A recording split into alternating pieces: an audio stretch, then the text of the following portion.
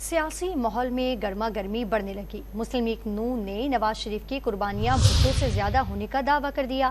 Peoples party کو سندھ کے کسی بھی شہر کا پنجاب کے پسماندہ ضلع راجن سے موازنہ کرنے کا چیلنج دے دیا۔ نواز شریف نے اپنے اقتدار کو بار بار اقتدار گنوا کر جو آئین کی پاسداری اور پارلیمان کی بالادستی کے لیے جو رقم کی ہے، معذرت سے ان لوگوں سے کسی کا دل نہ دکھا ہے۔ آپ کو بتاتے چلیں کہ راجن پور سنگھ یا کے پی کے ڈویژنل ہیڈ کوارٹر سے بھی بہتر ہے، ایسا کہنا تھا طلال چودھری کا۔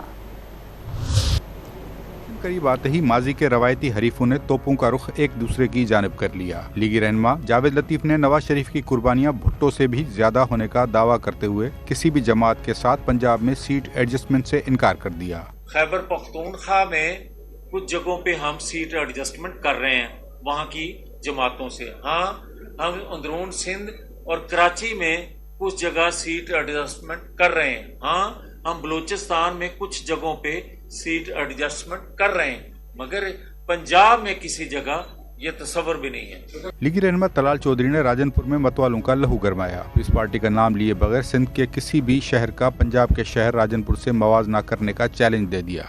میرا موازنہ پاکستان کی قیادت سے کر لے کسی سے بھی۔